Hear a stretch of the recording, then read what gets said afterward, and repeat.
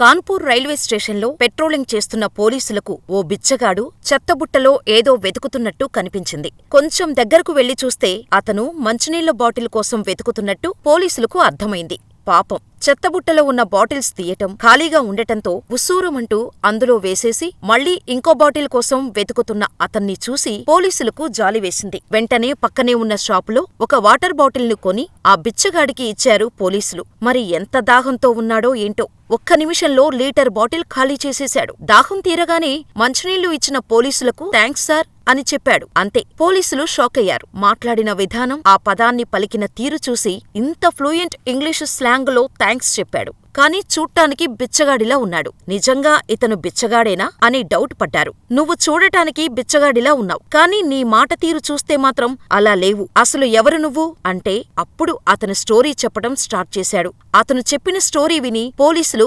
కంగుతిన్నారు. ఆ బిచ్చగాడి స్టోరీ ఏంటి, ఎవరతను తెలియాలంటే వీడియో చివరి వరకు చూడండి. వీడియో చాలా ఇంట్రెస్టింగ్ గా ఉంటుంది కాబట్టి ఎక్కడా స్కిప్ చేయకుండా చివరి వరకు చూడండి. సార్, నా పేరు మహావీర్ సింగ్. జూన్ 26, 2022 ఆదివారం నా జీవితాన్ని మలుపు తిప్పింది. ఏటీఎం నుండి డబ్బు డ్రా చేసి తీసుకురమ్మని మా అమ్మానాన్న ఏటీఎం కార్డిచ్చారు. మా ఇంటి చుట్టూ ఉన్న ఏటీఎం మిషన్స్ అన్నీ మూసి ఉన్నాయి. కొంచెం ముందుకు వెళ్లాను కానీ ఎక్కడా ఏటీఎం మిషన్స్ కనిపించలేదు. దీంతో నాకు స్నేహితుడు మహేంద్ర గుర్తుకు వచ్చాడు. అతను ఆధార్ కార్డు ద్వారా డబ్బులు ఇస్తూ ఉంటాడు.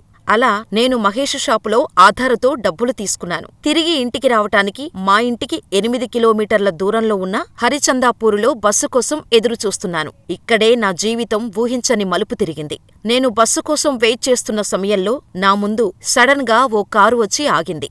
ఎవరికోసమైనా వచ్చారేమో అని నేను నా బస్సు కోసం వెయిట్ చేస్తూనే ఉన్నా. పైగా రోడ్డంతా నిర్మానుష్యంగా ఉంది. బస్టాప్ దగ్గర నేను తప్ప ఎవరూ లేరు. కారులో నుంచి ఓ వ్యక్తి దిగి నా వైపే వచ్చాడు. వచ్చి రాగానే నాపై ఒక లిక్విడ్ స్ప్రే చేశాడు. అసలు ఏం జరుగుతుందో తెలిసేలోపే నేను స్పృహ కోల్పోయాను. నాకు మెలకువ వచ్చేసరికి నేను ఒక చీకటి రూంలో ఉన్నాను. అంతే, ఇక అక్కడి నుండి తప్పించుకోవాలని చూసినా ఎటువంటి ఆస్కారం దొరకలేదు.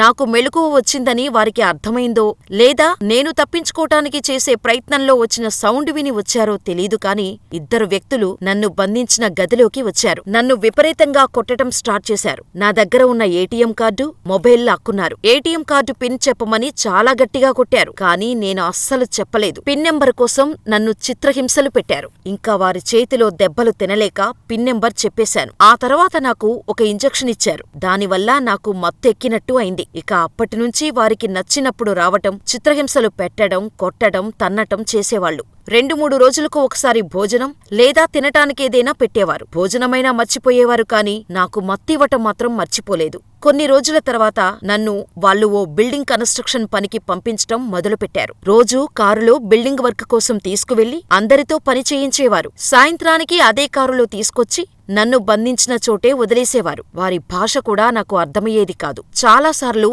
ఆ నరకం నుంచి తప్పించుకోటానికి ట్రై చేశాను కానీ అస్సలు కుదరలేదు. ఇంకా నా లైఫ్ ఇక్కడేనేమో, ఇలాగే బిల్డింగ్ పనులు చేస్తూ ఉండాలేమో అనే ఫీలింగ్ వచ్చేసింది. దాదాపు నన్ను అక్కడికి తీసుకువెళ్లి 2 సంవత్సరాలు గడిచిపోయాయి. అందువల్లనో లేదా నాకు అక్కడ అలవాటైపోయిందనే అనుకున్నారో నాపై అంతగా ఫోకస్ పెట్టేవారు కాదు. పైగా రోజూ ఇచ్చే మత్తు సైతం నాకు అలవాటైపోయి అస్సలు మత్తెక్కేది కాదు. అలా ఓ రోజు రాత్రి నాకు మత్తుమందు ఇచ్చేసి వారు వెళ్లిపోయారు. నాకు మత్తు ఎక్కకపోవటంతో అటూ ఇటూ తిరుగుతున్నా చివరికి ఆ గది నుంచి ఎలాగోలా బయటపడ్డాను. కొంచెం దూరం పరిగెత్తగానే రైల్వే ట్రాక్ కనిపించింది. అలా ఆ ట్రాక్ పట్టుకుని ముందుకు నడుచుకుంటూ వచ్చాను. కొన్ని రోజులు నడిచిన తర్వాత ఓ చిన్న రైల్వే స్టేషన్ కనిపించింది. ఇక అక్కడి నుంచి ఏ ట్రైన్ ఆగితే ఆ ట్రైన్లో ఎక్కటం, అది లాస్ట్ స్టాప్ ఎక్కడుందో అక్కడ దిగటం మొదలుపెట్టాను. దర్భంగా చేరుకునేసరికి నా లాంగ్వేజ్ మాట్లాడేవారు కనిపించటం మొదలైంది. దీంతో అప్పటి వరకు నేను సౌత్ ఇండియాలోని ఓ ప్రాంతంలో ఉన్నాను అని అర్థమైంది. అలా ట్రైన్స్ మారుతూ మారుతూ ఇక్కడికి వచ్చాను సార్ అని మహావీర్ సింగ్ చెప్పటం ఆపాడు. ఈ స్టోరీ విన్న పోలీసులు చలించిపోయారు. మహావీర్ నుంచి అతని కుటుంబ సభ్యుల వివరాలు తెలుసుకుని వారికి సమాచారమిచ్చారు. దీంతో మహావీర్ సింగ్ బ్రదర్, అమ్మానాన్న కాన్పూర్కు వచ్చారు. మహావీర్ సింగ్ను చూడగానే ఫ్యామిలీ మెంబర్స్ అంతా షాక్ అయ్యారు. దాదాపు 2 ఏళ్ల తర్వాత బిచ్చగాడిలా ఉన్న కొడుకును చూసి కన్నీళ్లు పెట్టుకున్నారు. 2 ఏళ్ల నుంచి వచ్చేస్తాడు అని ఎదురుచూడగా ఇప్పటికీ ఆచూకీ దొరికింది అంటూ వారు ఆనందం వ్యక్తం చేశారు. కుటుంబాన్ని చూసిన మహావీర్ సింగ్ ఆనందంలో గంతులు వేశాడు. అసలు ఈ జన్మలో మళ్లీ కలుస్తానని కలలో కూడా అనుకోలేదు అని, ఆ నరకం నుంచి ప్రాణాలతో బయటపడతాను అనే నమ్మకం లేదు అని, కాని దేవుడు దయవల్ల బయటకు వచ్చాను అంటూ కుటుంబ సభ్యులతో తన సంతోషాన్ని పంచుకున్నాడు మహావీర్. తాను కిడ్నాప్ అయిన తర్వాత తన పేరు మార్చుకున్నాడు. మహావీర్ అసలు పేరు రామ్ అవతార్ సింగ్. థ్యాంక్యూ అనే పదం తన జీవితాన్ని మార్చేసిందని అంటాడు మహావీర్. ఒకవేళ ఆ రోజు పోలీసులు అతన్ని అలా చూసి కూడా పట్టించుకోకపోయినా, ఒకవేళ చూడకపోయినా మహావీర్ ఇంకొన్ని రోజులు అలాగే బిచ్చగాడిలాగనే ఉండేవాడేమో. అందుకే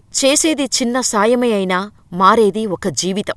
ఆ పోలీసధికారులు మానవత్వంతో దగ్గరికెళ్లబట్టే మహావీర్ ఈరోజు తన కుటుంబంతో ఉంటున్నాడు. ఆ ఇద్దరు పోలీసులకు హ్యాట్స్ ఆఫ్. ఇది నిజంగా జరిగిన స్టోరీ. దానికి సంబంధించిన ఆధారాలు ఇవే. ఈ స్టోరీపై మీ అభిప్రాయమేంటో మాకు కామెంట్ చేసేయండి. ఇలాంటి మరిన్ని ఇంట్రెస్టింగ్ రియల్ లైఫ్ స్టోరీస్ కోసం వెంటనే మా ఛానల్ని సబ్స్క్రైబ్ చేసుకుని పక్కనే ఉన్న బెల్ ఐకాన్ కొట్టేయండి.